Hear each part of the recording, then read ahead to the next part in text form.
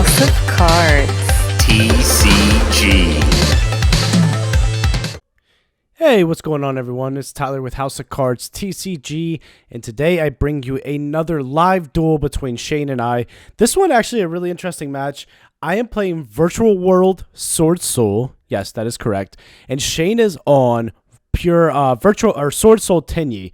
I've actually fell in love with Virtual World Swordsoul. I really love this deck. I think it's a fantastic deck, and I can't wait to show it off for you guys. And hopefully drop a deck profile soon. So make sure to like and subscribe because I will drop the deck profile. Kind of waiting for the ban list to come out before I drop the profile because etelly could come to 3 and it could make a difference. But anyway, here we go. We're gonna see me go first. I did roll that beautiful 11, and let's see what I decide to do here. So gonna go ahead and start with the Swordsoul Emergence. Emergence is a nice card because it does allow you to search a worm if you are controlling a synchro, and if you control a synchro, you grab a worm. It could be a virtual world card, but I think that I use the Emergence to bait out an Ash here, so I'm gonna go ahead and grab a Mo Yi, and then I normal summon Mo Yi, and then no effect, I'm gonna reveal Tai Yi.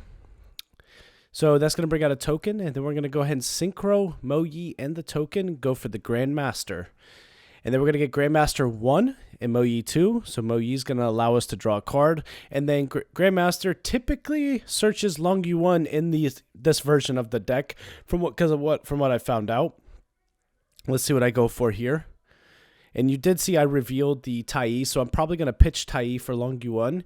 And I can see a ton of virtual world cards in my hand. So I'm basically setting up my play so I can go for the virtual world combos after this, because it's at this point he's got to drop Nib, and he obviously doesn't have Nib, so we're going to be able to go hopefully full combo here and show you what this deck can do. So we get the Long Yu 1 effect. That's going to go ahead and burn Shane for 1,200, and now we have the Baron negate. So then we go ahead and open up with the etelly. So that's why I said if etelly comes to 3 on the ban list, it does make a difference. Etelly's going to go ahead and brings out a Lulu. Typically, I like to bring out Nian, unless I have it in my hand, of course. But we're going to GG, target Lulu, send the King Long, and then GG's going to add an end phase. Now we're going to activate King Long Engrave, banish, and search for a virtual world monster. And we're going to go ahead and grab a Lulu there. And we're probably going to pitch a Nian. Yep, so we did open up the Nian. So kind of spread out for you. Hope you guys like this camera angle better, and we fixed the glare, of course, so we've been able to make an improvement on that as far as that goes. Since we etellied out the Lulu, we're now going to be able to Lulu effect, and that's going to go ahead and summon itself out. I would imagine we're probably going to pitch a trap and then add ourselves City. Yeah, because you can see I put City at the front of the deck. So I sent Chuchi, add City. Then we're going to activate City and probably put Chuchi up live on the field. Yep, there it is. Now, see, what that does is if we get another Virtual World Banish, we're going to have a pop available to us. So now we're going to take the Nian and we're going to take the Lulu because Nian was summoned. Hold on, let me think about that. Yeah, because Nian...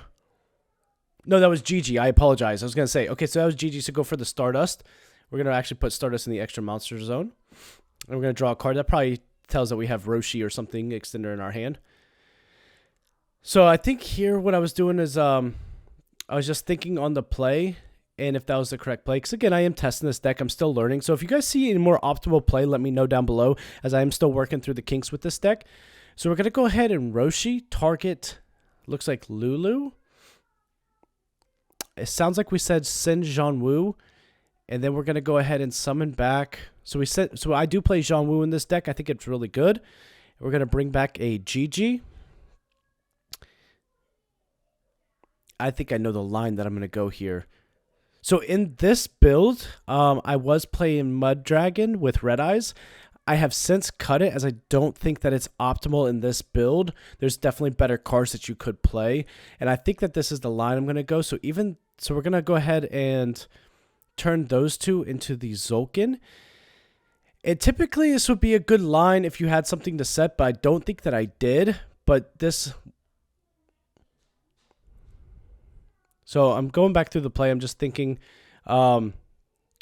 Again, this is Shane and I testing, so nobody roast me in the comments down below for trying to just relook at the play. But I do honor the play, which is go for Zulkin, and then I take those two and make the Mud Dragon to give myself a Red Eyes. Probably not the best play there. I could have done a lot better.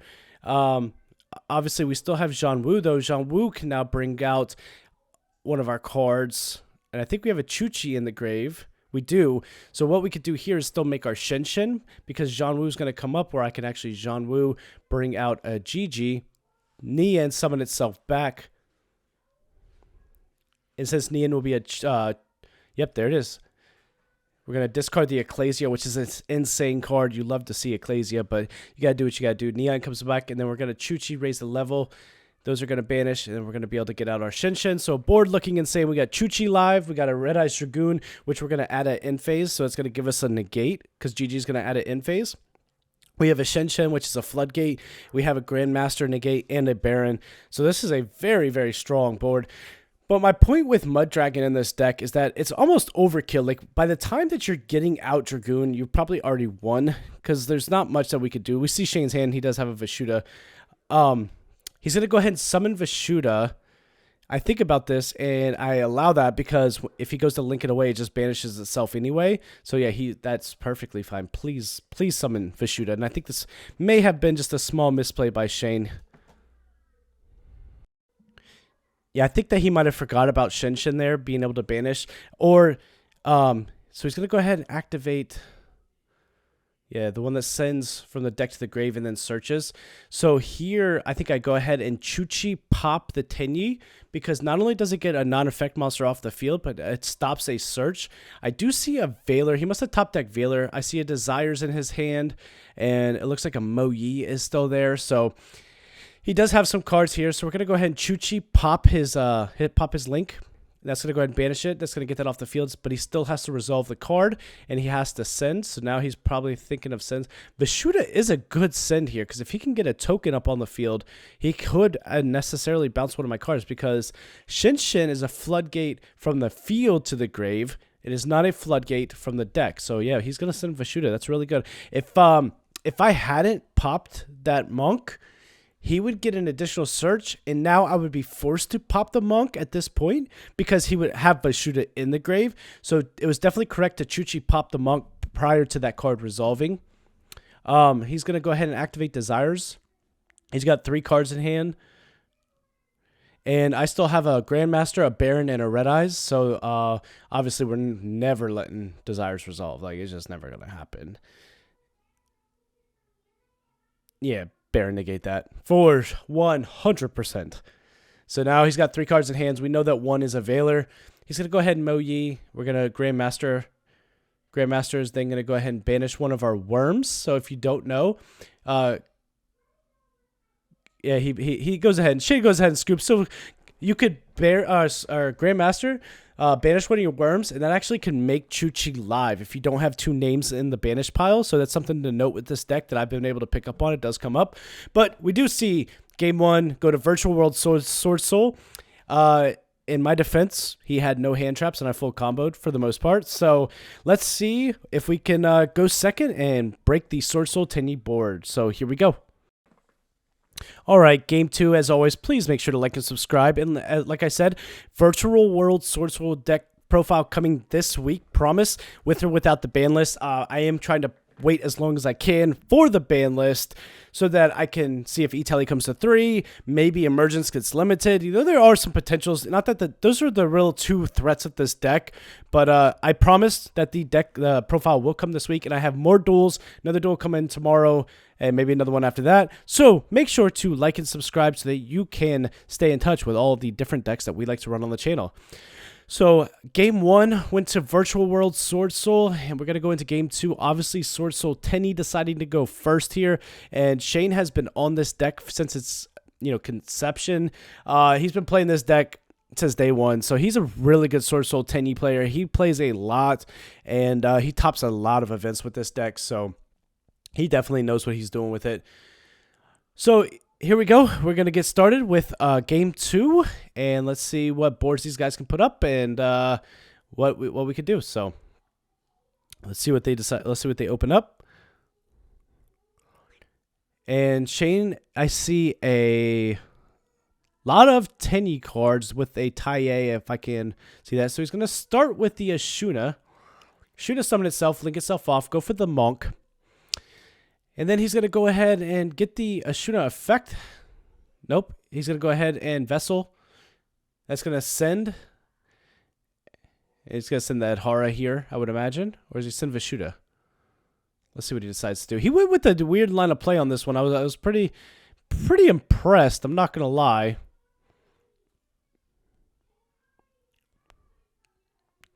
So looking at it, he decides to go ahead and send the Adhara. Yep. Oh, Vishuddha. Okay, he's going to go with the Vishuddha.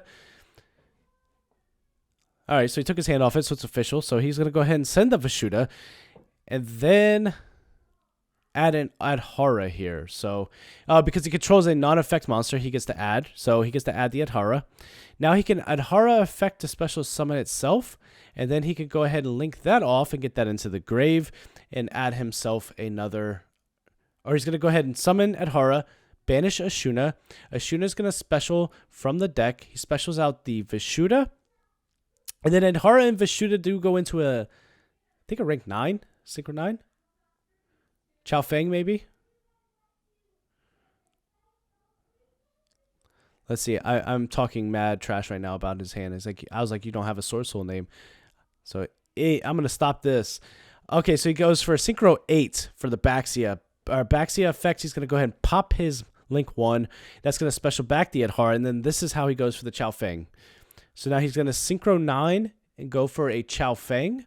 And this turns off any nibs, gammas, veilers, anything like that. It basically makes his Swordsoul plays free because now you cannot activate the effect of light monsters. And then if that card is destroyed by battle or card effects, then you can add yourself a light tuner from your deck, aka Ecclesia. So it's kind of a broken card if you can get it out.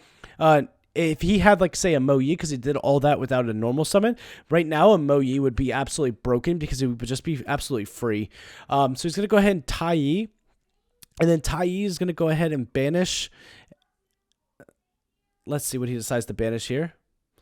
We're talking about Chao Feng, and I was telling him how I think that it might have been overkill to go for that Chao Feng in a game 2 or 3. Game 1 is pretty nice, but game 2 or 3 to protect yourself from nib, I mean, I guess it all depends on your hand. But he's going to go ahead and banish Baxia for his Tai Yi, and that is going to go ahead and bring out a token, and I am going to immediately Token Collector because Token Collector is Earth, and Chao Feng does not care about Token Collector. So we're going to see a Token Collector come down, and he has no response to that. So basically on his turn, what we're looking at now is we've got I can't see the rest of his hand, but we have a Tai Yi, a Chao Feng, and it looks like an impermanent IO. So I do see an impermanent IO. That IO could come up for sure. So let's see what we go ahead and open. So I'm going to go ahead and summon the Token Collector. It's going to get rid of the token. And I think I'm going to see Shane setting 2 and passing. All right, and he's going to go ahead and pass turn, and let's see if we're able. It's not the best Swordsoul board, but of course, let's see what we're able to do going second against this board and what we're able to do here. So, going to read Chao Feng, make sure we know that when it's destroyed by battle and card effect, that is in fact going to be searching him in Ecclesia. So in my hand, what I see some virtual monsters, maybe some Swordsoul. He's got no cards in hand, so I'm nib free here. Let's see what I decide to go with.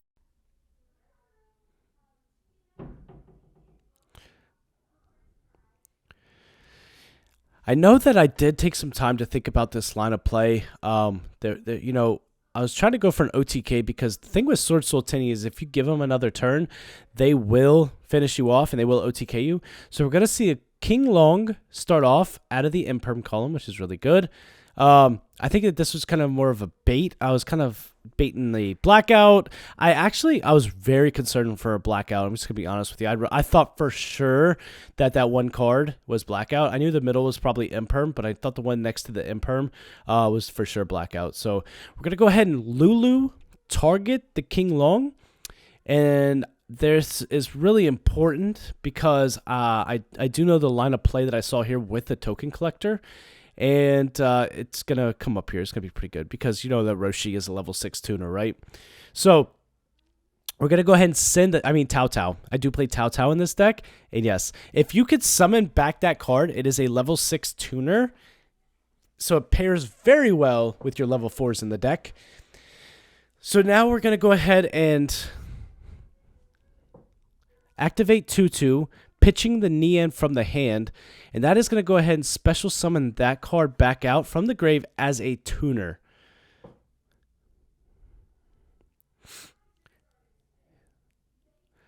All right, now we're going to take the Token Collector and the Tao Tao, which is banished, because it gets banished after it leaves the field. I hope I'm saying the name right. Tao Tao, right? I think so. And that is going to get a Baron. So right here, I probably should have waited to do a pop with the Baron, because now he goes to go ahead and forces the Imperm to negate my Baron, which is very unfortunate, but at least we got to push out one of the negates. I probably, like I said, should have waited on that activation to pop one of the back row, and I shouldn't have picked the middle either. I should have picked the one next to it, because I knew for a fact that that was Imperm.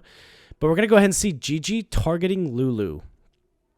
And then that's going to go ahead and send us a Qinglong. So Gigi effect is going to add an end phase, and then we're going to get a Qinglong.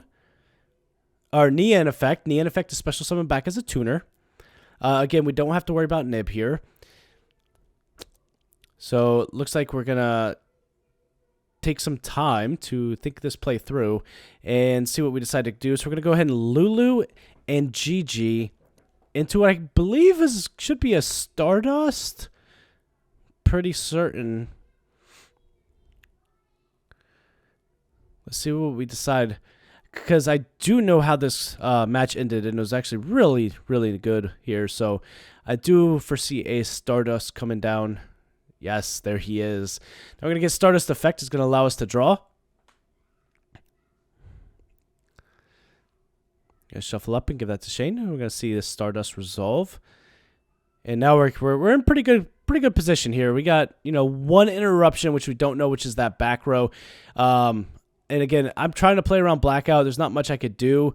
So now we're going to go ahead and activate the Qinglong effect. Qinglong is then going to go ahead and search us a Roshi. Roshi is going to be really strong here for sure. So what we do is we're going to go ahead and pitch. Missed that. I can't see what we pitched there. And we have the Cure and the Lily. So we're going to see Lily targeting the Qinglong. And that should be able to send a Zhan Wu, unless I sided that out, which I can't tell right there what we did. Well, I guess we can find out. I have to pay attention to the grave more often. Then we're going to see an overlay for 2 rank 6s. And that's right. You're going to see a Fan come down. And what's Fan do?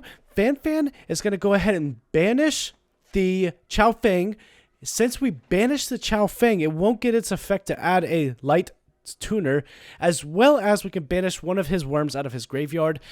Fan for the win. There we go. All right, so we did send a Zhan Wu, it looks like. I can see it in the grave now. I like the grave being up there a lot better.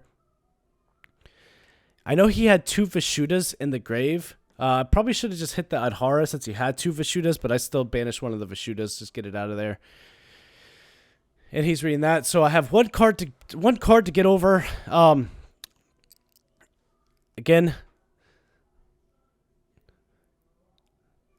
we're going to go ahead and Roshi. He knew that we had the Roshi. So Roshi targeting the Qinglong.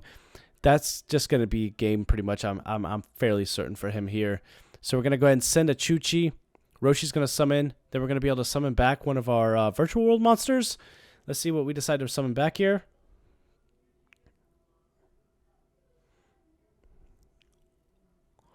And again, we still have a Zhan Wu. We have a Chuchi. We don't have any cards in hand, so Zhan Wu isn't going to do us much here. But we're going to go ahead and bring out the Lily. Then we're going to overlay Lily and Roshi. That's going to go for the M7. M7 effect is then going to activate. And M7 is going to add us a card back to hand. Now we can resolve the Zhan Wu. Zhan Wu can then... Oh, we should have pitched Lily. I think we meant to detach Lily, and I detached Roshi instead. Had we detached Lily, now we could Zhan Wu, bring back the Lily, go for a Shen, and basically attack for game. But at this point, yeah, I mean, it's pretty much game anyway. So That was a misplay on my end. I should have detached Lily. That way I could bring it back since Nian is a tuner because it was summoned back. So that was the only thing. Missing Shen Shen from this board, that's for sure. So right now, I think we do have game on board though. And I think I'm just looking through my plays one more time, just making sure that I don't have anything here. And again, probably could have went for a crystal wing. Probably could have done some other things. Still testing the deck out. Still fine tuning it, making sure that I get it down. It is a very difficult deck to play. I'm going to be honest with you. So we are going to go ahead and Zhan Wu. But overall though, I do love the deck. It's very fun. And you know what? We have a Chuchi engraved, don't we? It's like we planned that, right? Now we still see a Shen Shen. So that now we take those and we're going to go for a Shen Shen. And that should be pretty much. You know what? The other thing that I keep forgetting to do is the Nian, when it banishes, it gets to actually add a card back to the deck from the banish pile. I need to remember that one because I am forgetting that. So that is something to note. But we're going to see Virtual World Swordsoul, attack for game, 2-0 Swordsoul Tenyi. So that is the game. Make sure to like and subscribe and follow the channel for more deck profiles and content, live duels like this. We have an anime series planned, as well as anime deck duel series planned, as well as some other things. So make sure to like and subscribe to the channel. Follow us for more content. As always, we appreciate you. And this has been Tyler with House of Cards TCG, signing out. House of Cards TCG.